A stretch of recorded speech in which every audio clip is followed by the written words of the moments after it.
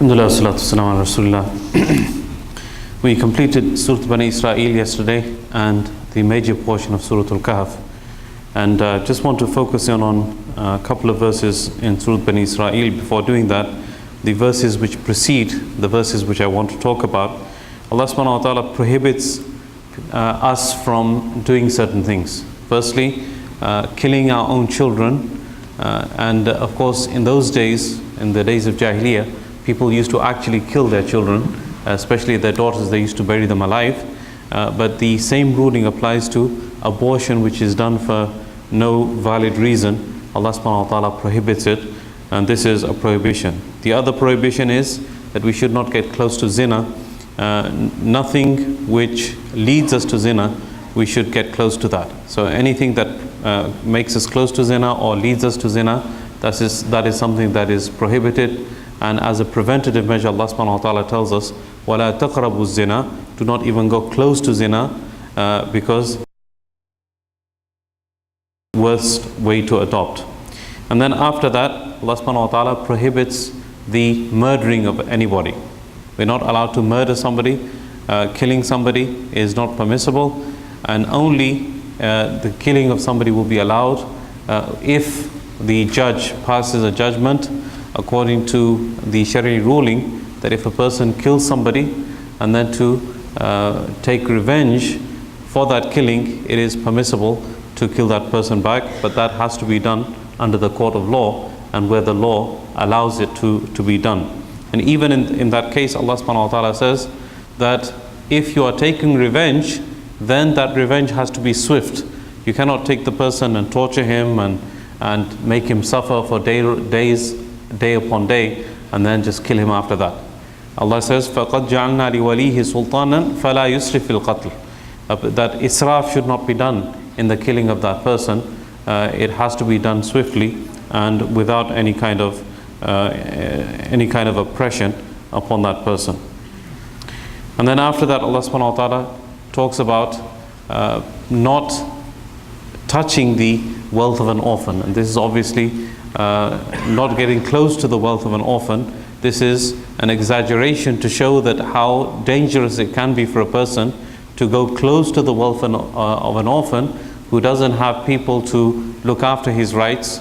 His parents have passed away or his father has passed away, and because there's nobody to look after his rights and his wealth is just sitting there, you may want to take advantage of it. Allah subhanahu wa ta'ala says no. وَلَا تَقْرَبُوا مَالَ الْيَتِيمِ إِلَّا بِالَّتِي هِيَ أَحْسَنُ. If you do touch it, it has to be with a good and valid reason to spend it upon the orphan or to invest it for those reasons, otherwise no. And then وَأَوْفُوا بِالْعَهْدِ. Allah subhanahu wa ta'ala says, complete your covenants, your trusts, your promises, fulfill them. إِنَّ الْعَهْدَ كَانَ مَسْئُولًا. These promises, you'll be questioned about them on the day of judgment. And when doing trade, business, وَأَوْفُوا الْكَيْلَ إِذَا كِلْتُمْ وَزِنُوا بِالْقِسْطَاسِ الْمُسْتَقِيمِ. When you are weighing things, make sure you weigh in a fair way, so that you are not taking somebody else's right, somebody else's wealth without a reason. If somebody is paying you for a pound of apples, make sure you give a pound of apples, or even more, just to be sure that you are fulfilling the right of the person who's buying that thing from you. Do not lessen the thing that is being paid for. Make sure you give in equal measure or even more. ذَلِكَ خَيْرٌ وَأَحْسَنُ تَأْوِيلًا. Allah subhanahu wa ta'ala says that this is the best thing to do. Now the thing I want to focus on in detail is the next verse. وَلَا تَقْفُ مَا لَيْسَ لَكَ بِهِ عِلْمٍ إِنَّ السَّمْعَ وَالْبَصَرَ وَالْفُؤَادَ كُلُّ أُولَٰئِكَ كَانَ عَنْهُ مَسْئُولًا. Do not pursue that thing that you do not have knowledge about. The word قَفَى يَقْفُ, it means to follow in somebody's footsteps.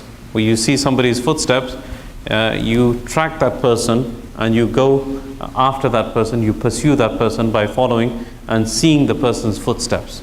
So Allah subhanahu wa ta'ala is saying that don't go after people, don't pursue people, and don't go in their footsteps with the intention of finding things out about them and then spreading them. This is what this verse is about. And there are other interpretations given by scholars.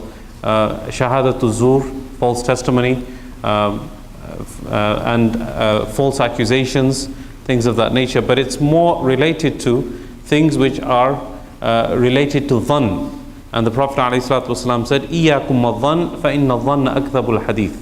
Beware of dhann. Dhann means misgivings about people, suspicion, thinking about something, thinking something about a person that's not there. For example, you see a person who you see frequenting the masjid, and you see him at night going into a convenience store which happens to be also selling alcohol. So automatically you assume that he must be going in there to buy alcohol, not thinking about the 1,000 other things that could be available there and what he might have a need for. Maybe there's no other pharmacy in the area, so he needs to buy some medication which is found in that convenience store, or he's out of matches, there's no other place open to buy matches from, so he goes in there to buy matches. But the mind takes a person, the shaitan takes a person into thinking that he's going there to buy alcohol. And then that thinking takes a person to using his tongue and telling other people, I saw that person going to buy alcohol last night. Do you know that? He comes to the masjid, he thinks he's so holy and pious and everything, and he acts this way, and the reality is that he goes and buys alcohol and he drinks. So this thinking results in spreading the slander and basically bringing a person down. So Allah subhanahu wa ta'ala says, do not pursue something which you don't have knowledge about. If you don't have knowledge about something, do not pursue it. إِنَّ السَّمْعَ وَالْبَصَرَ وَالْفُؤَادَ كُلُّ أُولَٰئِكَ كَانَ عَنْهُ مَسْئُولًا. Indeed, the hearing and the seeing and the heart, all of them will be questioned about. They will be questioned about this issue. So, hearing something and then twisting it or assuming that this was what was said. Okay, and this is again, we have so many fights sometimes between people where they think they heard something and the reality was that it was completely different, but it results in a fight. Basar, like the example that I've just given, seeing something and assuming something else. And fu'ad, heart, thinking something and the reality is something else. So Allah subhanahu wa ta'ala says, these things will be questioned about on the Day of Judgment. And the wording is actually used in a way to denote that the hearing, the seeing and the heart, they have a life of their own, and they all will be questioned by Allah subhanahu wa ta'ala on the Day of Judgment individually, as if they are living things. Actually, Shaykh Osama, he read some verses in the Quran which indicates the same thing. وَيَوْمَ يُحْشَرُ أَعْدَاءُ اللَّهِ إِلَى النَّارِ فَهُمْ يُوزَعُونَ حَتَّى إِذَا مَا جَاءُوهَا شَهِدَ عَلَيْهِمْ سَمْعُهُمْ وَأَبْصَارُهُم وَجُلُودُهُم بِمَا كَانُوا يَعْمَلُونَ. On the Day of Judgment, the mouth is going to be closed up. First, the testimony is going to be asked from the mouth will lie, and then Allah subhanahu wa ta'ala is going to close up the mouth. الْيَوْمَ نَخْتِمُ عَلَى أَفْوَاهِهِمْ وَتُكَلِّمُنَا أَيْدِيهِمْ وَأَرْجُلُهُم. The mouth is going to be closed up, the hands, the feet, the rest of the body is going to testify. And حَتَّى إِذَا مَا جَاءُوهَا شَهِدَ عَلَيْهِمْ سَمْعُهُمْ. The hearing is going to testify. وَأَبْصَارُهُم. The seeing is going to testify. وَجُلُودُهُم. And the skin is going to testify. بِمَا كَانُوا يَعْمَلُونَ. وَقَالُوا لِجُلُودِهِمْ لِمَا شَهِدْتُمْ عَلَيْنَا. They're going to say, oh skin, why are you testifying against us? Why are you testifying against us? And the skin basically is going to respond, قَالُوا أَنْطَقَنَا اللَّهُ الَّذِي أَنْطَقَ كُلَّ شَيْءٍ. Allah is giving us a tongue. That Allah who gives everything the ability to speak has given us a tongue today to speak. That's why we are testifying. Allah subhanahu wa ta'ala is asking us to do that.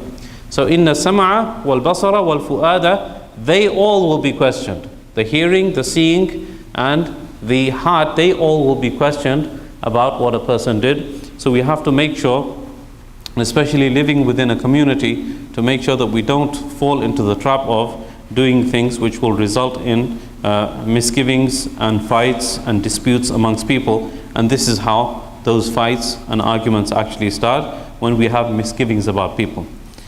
And then after that, Allah subhanahu wa ta'ala says, وَلَا تَمْشِ فِي الْأَرْضِ مَرَحًا. Do not walk on the earth with arrogance. إِنَّكَ لَن تَخْرِقَ الْأَرْضَ وَلَن تَبْلُغَ الْجِبَالَ طُولًا. However strong you get, however powerful you get, you're not going to be able to rip up the earth, and you're not going to reach the height of mountains. Okay, this is never going to happen. So what are you? What is your significance? What am I? What is my significance in the comparison of the things and the powerful things that we see around us, we are nothing. We are nothing in comparison to what Allah subhanahu wa ta'ala has created. Ali radiallahu ta'ala, he said that how can a person be arrogant when his beginning is an impure drop of sperm and his end is a rotting corpse, and in the middle he walks around with filth in his body. How can a person be arrogant when this is the situation? So we have to understand that humbleness, humility is something that is taught to us by Islam. We should always lower ourselves and not be arrogant. Arrogance was the thing that took the shaitan out of and wasted his thousands of years of worship to Allah subhanahu wa ta'ala. He had gotten close to Allah subhanahu wa ta'ala by worshipping. He had got so close that he used to sit with the angels. He was a jinn, but he used to sit with the angels because of all the worship that he did. It was only one moment of arrogance where he said, Ana khayrun min, I am better than him. That resulted in him being cursed until the day of judgment. So we need to make sure that we don't fall into this trap. I want to focus on another verse towards the end of the surah. Allah subhanahu wa ta'ala says, وَقُرْآنًا فَرَقَنَاهُ لِتَقْرَأَهُ عَلَى النَّاسِ عَلَى مُكْثٍ وَنَزَّلْنَاهُ تَنزِيلًا. This, Allah says, the Quran, we split it up. There are two qira'at in this word, فَرَقْنَاهُ and فَرَّقْنَاهُ. فَرَّقْنَاهُ means we split it up, meaning the Quran was revealed slowly. Over 23 years, Allah subhanahu wa ta'ala revealed it on an as-needed basis. And فَرَقْنَاهُ, it means we clarified it. So this is a slight difference in wording, but the meaning changes. But the purpose is, Allah subhanahu wa ta'ala says, لِتَقْرَأَهُ عَلَى النَّاسِ عَلَى مُكْثٍ, addressing the Prophet alayhi salatu wasalam, so that, O Prophet, you read it to the people, ala mukth. Mukth, makatha yamkuthu means to wait, to be patient. So to recite the Quran slowly, steadily, and not rush it. Mostly in India and Pakistan and Bangladesh, the hafiz who reads the fastest is regarded as the best hafiz. So the people tend to go to the place where the Taraweeh is done in the shortest amount of time and the hafiz recites the quickest. And this is not really something to be proud of. This is not something that we should be proud of, that a person is reading so fast. We have to make sure, keeping this rule in mind, why was it that Allah subhanahu wa ta'ala revealed the Quran over 23 years? So that the Quran would be recited slowly. People appreciate it, take it, whatever has been revealed, learn it, and internalize it, and focus on the verses which have been recited, and then basically put them into practice, and then learn more which are coming down. So this was the wisdom of the Quran being revealed over 23 years. وَنَزَّلْنَاهُ تَنزِيلًا. Again, Allah subhanahu wa ta'ala emphasizes that we revealed it slowly. There's one word is inzal, anzala yunzilu. It means something that comes down quickly.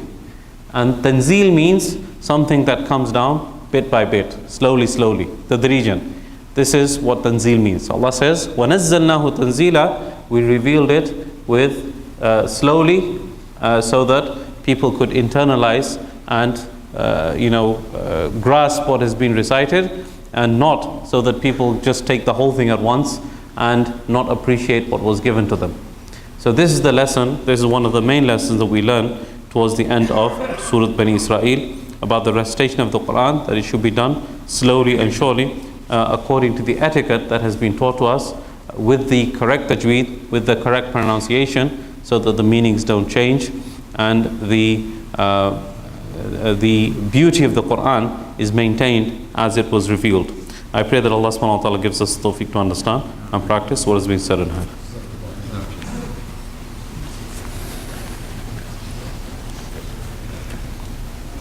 طلع البدر علينا بثنيات الوداع وجب الشكر علينا مدى